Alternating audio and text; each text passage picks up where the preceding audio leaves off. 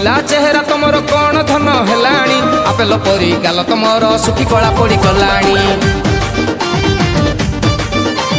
कौन थिला चेहरा तुमर कौन धन हेलाणी आपेल परी गाल तुमर सुखी कला पड़ी गलाणी कदली अंडा खाऊ न कौन ऑरेंज जूस पीऊ न कदली अंडा खाऊ न कौन ऑरेंज जूस पीऊ न कहीदेली बोली तुम विचारण देह को न बनी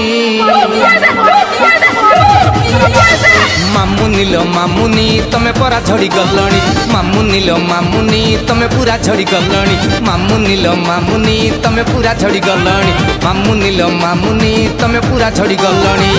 जानो कार बाइडी दिया आंब